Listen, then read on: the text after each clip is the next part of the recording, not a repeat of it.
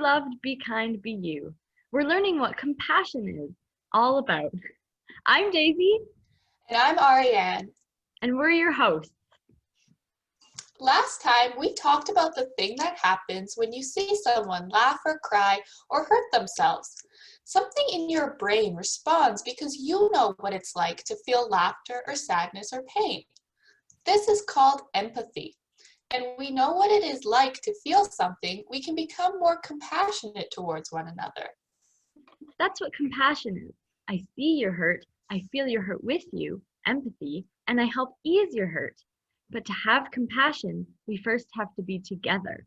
That's what our song is about. Let's sing it again today. Come to the table. Sing with me. Come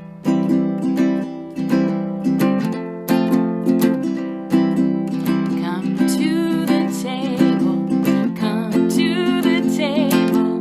Come to the table. Come celebrate with us. Come to the table.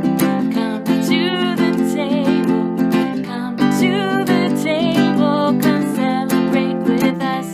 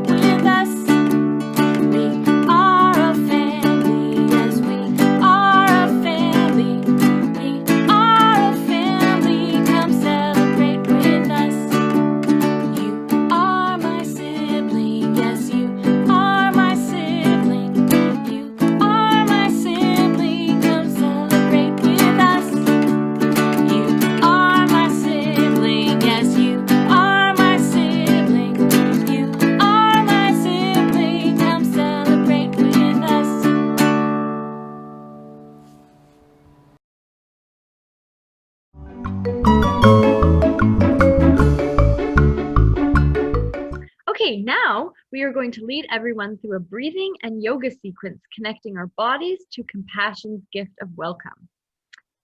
Yoga began as a spiritual practice in ancient India, centering on bringing the mind, body, and spirit into oneness with the divine. This meaningful practice has grown globally, with people of all faiths and beliefs finding nourishment in different variations, a powerful reminder of how we learn from one another. When we say namaste, we connect with siblings around the world. So now I'm going to read the different yoga poses and Daisy's going to demonstrate and you guys can follow along at home. So the first yoga pose we're going to do is sitting on the floor with your legs crossed. From here, you're going to take 3 deep, slow breaths and say the following things during the inhales and exhales. Ready? I see. I see. Exhale. And welcome. And welcome. Now we're going to do this 2 more times. So inhale. I see. I see. Exhale. And welcome. And welcome. Now last time. Inhale. I see. I see. Exhale. And welcome. And welcome. So from sitting on the floor with your legs crossed, you're going to move into child's pose.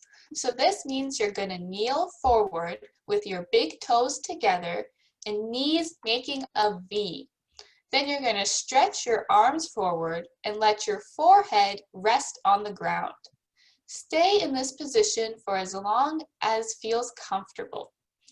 While we're in this position, I'm going to say that child's pose is a position where we connect with the earth and with what connects all of us together.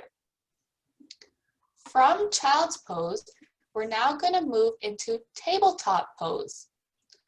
So to feel the steadiness of this pose and how your hands and knees firmly plant on the ground, we're going to go on our hands and knees and make sure our hands are shoulder width apart and our knees are steady and firm on the ground. And now we're going to say how a table is steady and it's a place to stretch your back and know that there's always room at the table for you.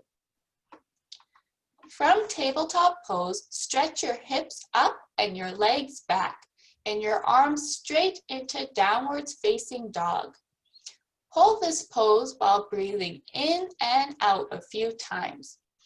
And we're going to say while in this pose, let stretch and prepared to see what's to come.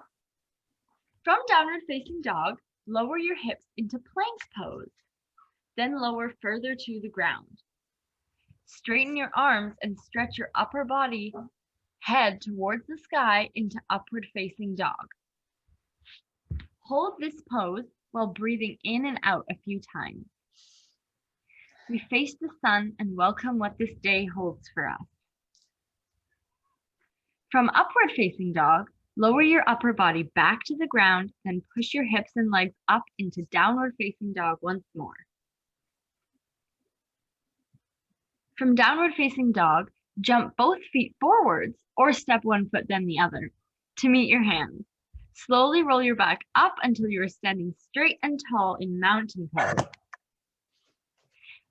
If you can do this 2 or 3 times, or you can do it once, you can do it as many times as you want. From standing position, lower your arms to touch the ground, then kneel into tabletop. Move through the sequence again. You can if you want, but we don't have to do that again. If you like, you can do these few steps a few times more and repeat them and go over them again. You can do that as many times as you like. And now you're going to reach your arms up to the sky, then draw them into prayer form right by your heart. End with a bow of your head and hands as we share this foundational yoga greeting. Namaste. One interpretation of the phrase is, the light in me sees the light in you. Namaste. Namaste.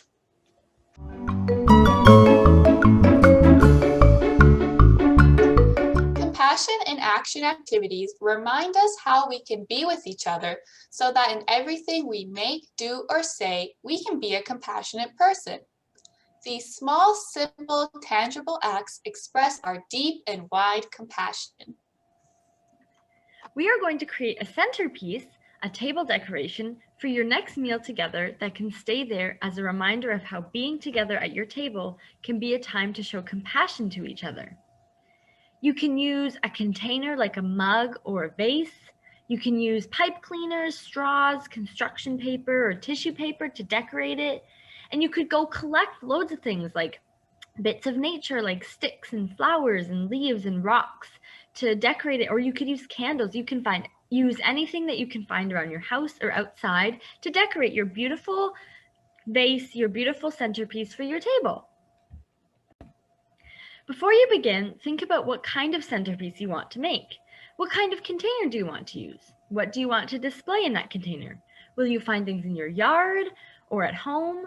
Will you use craft materials to make things like flowers or little paper banners to go in the container? So this week, we invite you and your family to make a centerpiece. You can create one by yourself or work together with your family or siblings. So when you eat together at your table, this centerpiece will remind you to always be listening and looking for ways to show compassion.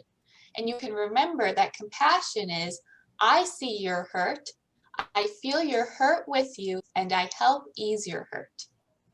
So now Daisy and I are going to show you what centerpieces we made this week to be at our table.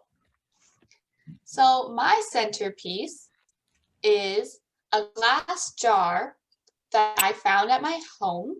And then I took tissue papers of different colors and I cut them up and glued them to my jar. Nice. What did you make, Daisy? I found a little jar container and then I wrapped it in some tissue paper and I used some rubber bands and some glue to get the tissue paper to stay on. And I used some ribbon. And then I found some flowers that I used to decorate my bedroom and I stuck them in there. And there it is.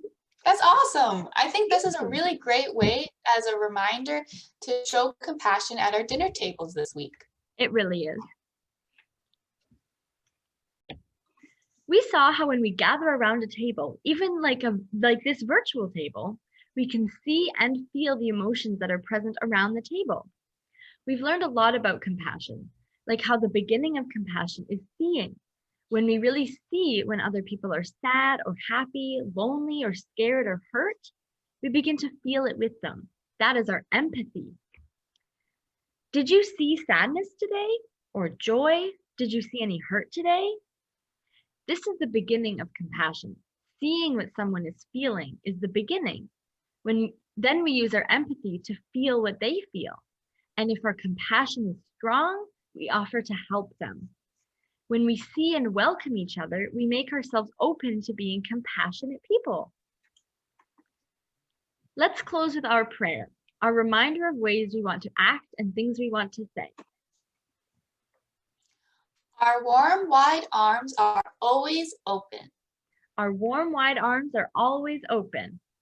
Helping our hearts be full of love. Helping our hearts be full of love. Let's remember to see and welcome with compassion. Let's remember to see and welcome with compassion. Everyone we meet. Everyone we meet. Amen. Amen. So we hope you guys enjoyed the video this week and we'll see you next week. Bye, Yeah. everyone. Have a great week. Bye.